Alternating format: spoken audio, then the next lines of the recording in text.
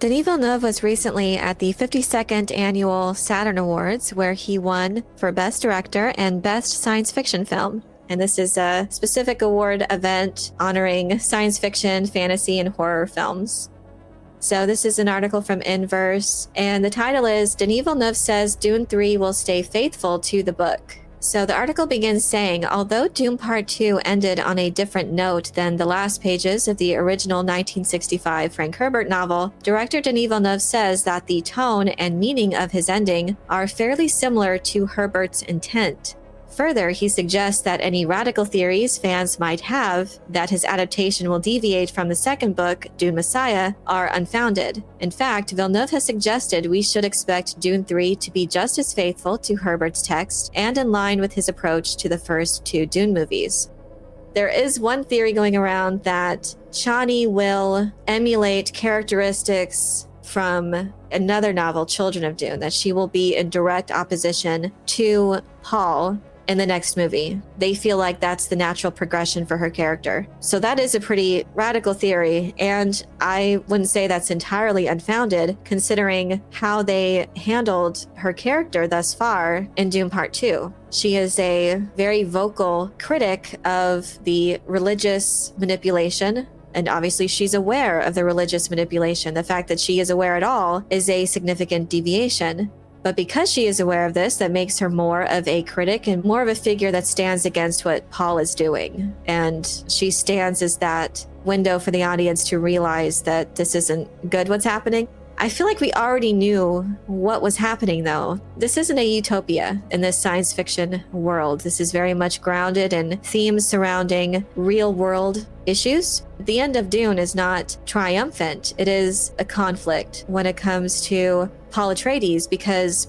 ultimately he didn't want the jihad to happen, but it was going to happen regardless. And in that moment, when he decides to wed Princess Irulan, he didn't have to do that. He had control of the spice. He had control of the Spacing Guild, which means he had control of the universe. So he didn't have to abide by the laws when it comes to ascending to the imperial throne. But he did that because he tried to establish some amount of peace in this moment of transfer of power. So he was abiding by the conventions that their society was built on and had that legitimate means to ascend to the throne. He didn't have to do that, but he tried to met out some amount of peace in that moment. It was just a political alliance just for the sake of going along with the established laws of their civilization. But ultimately, Chani was his love and essentially his wife in everything but title. So she would have his heirs. She would be the most powerful woman in the universe. Princess Irulan was just that legal means to the throne.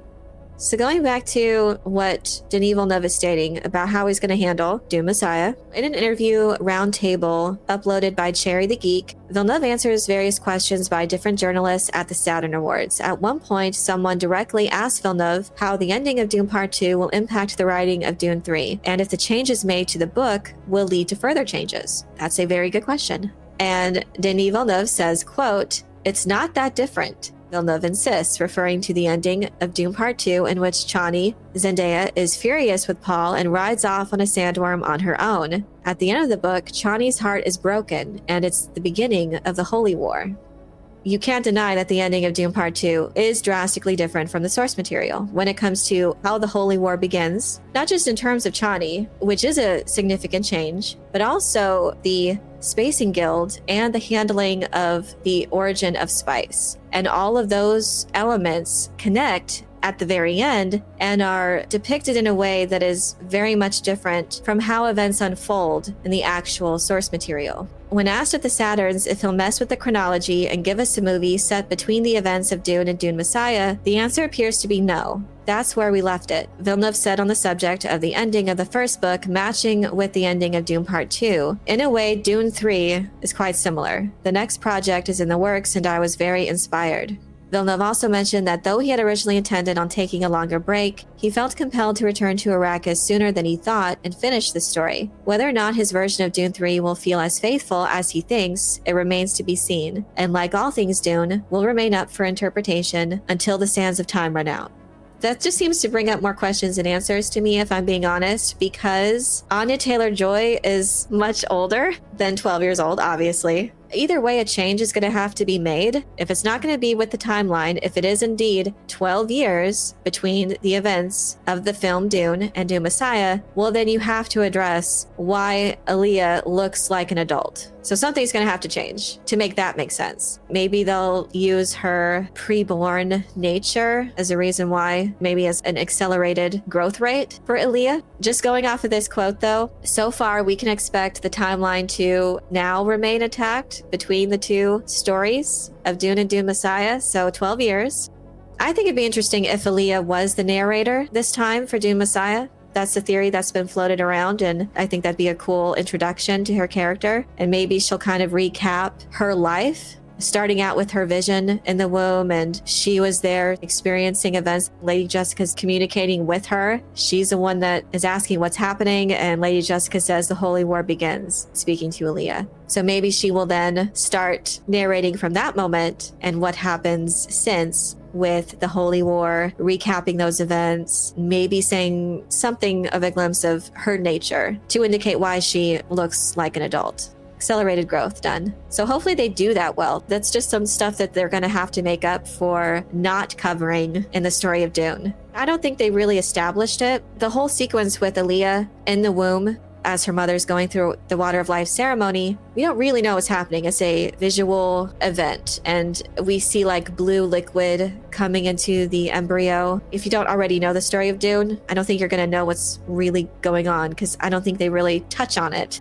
You know that she's awake in there, but you really don't know what this means for her as a person, because they don't even mention the abomination. The Reverend Mother, Mohayim, doesn't even bat an eye at pregnant Reverend Mother, Lady Jessica. There are definite departures as well as omissions that will have to be handled delicately to make sense. So as far as faithfulness to the source material, as this part in the article brings out, that what Villeneuve is revealing in this interview is interesting because it indicates that he doesn't view the ending of Dune Part 2 as a massive departure from the Herbert text, but that the changes to Chani's character in the film are more of a clarifying force than anything else. And as he told Inverse back in 2024, quote, "When I did the adaptation, I tried to be faithful to Frank Herbert. And to do that, I changed the nature of Chani's character to create a perspective that I hope Frank Herbert would agree with in order to achieve this goal.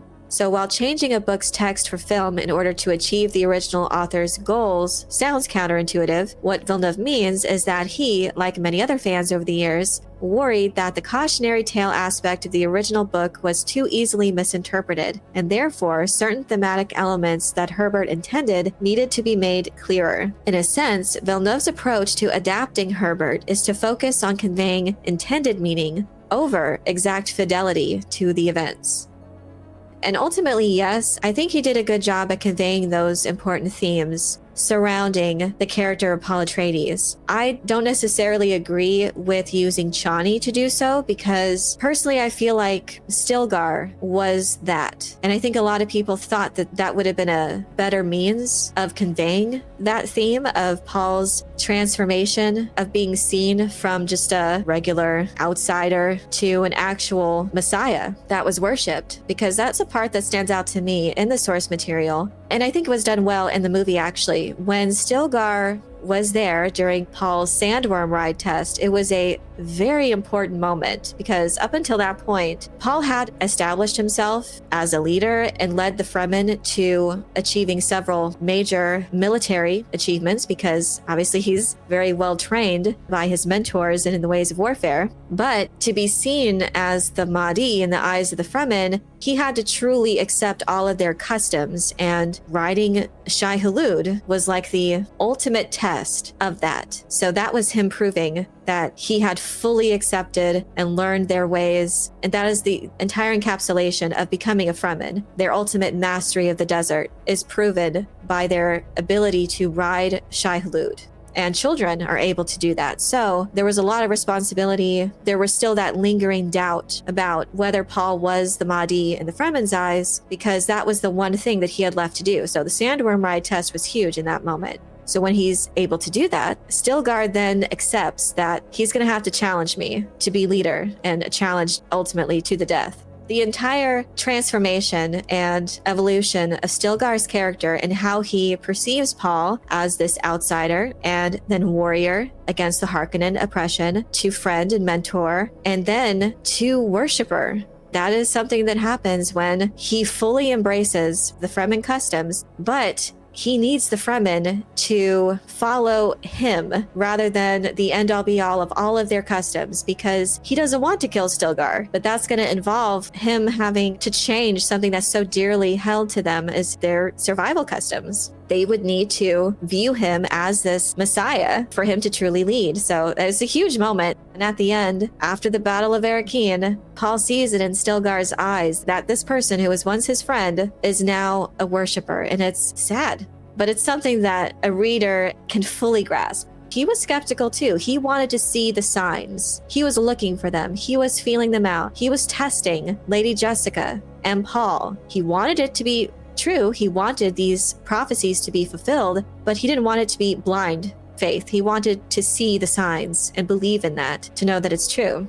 So his entire transformation, I think, could have been that window for the audience to see someone who went from where we saw him in Dune Part 1, who was very different from Dune Part 2, to go from that person that we initially saw to looking at Paul, as we did see him eventually in the end, as a worshiper, the Lisan al-Gaib. I think that could have been a more effective way, and you still would have achieved that goal and that intent and not sacrificed another character's story. But circling back to the point of this original topic was, what does this mean as far as faithfulness for Dune Messiah? And I do admire at least the intent in his own way to stay true to Frank Herbert's themes. So in that way, he's going to try to keep doing that for Dune Messiah. I'm sure there's going to have to be some adjustments going off of the changes from Dune Part 2, but if there's that same intent to strive to be faithful to the author's themes, and for the most part, hopefully how the story itself flows and the main characteristics of the main characters and their journeys, then I think we can be hopeful in that regard. I do admire his striving to remain faithful at least to the intent of the author as the story moves forward into Dune Messiah. We'll see how that works out for how the story will be interpreted and adapted. At least I like the mission statement, I guess, that he's trying to do that in his own way.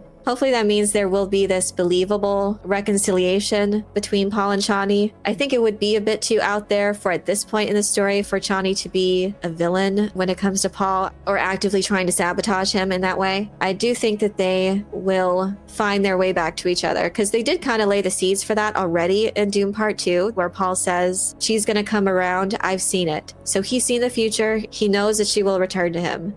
What that will entail as far as her personal journey goes, I'm not sure, but at least they will find their way to each other. But I do think that Denis Villeneuve so far has done a good job at the main character of Paul Atreides' storyline. Even with the changes done to Chani, I feel like that was well done in his story. So I have hope for the continuation of his story moving forward for Dune Messiah.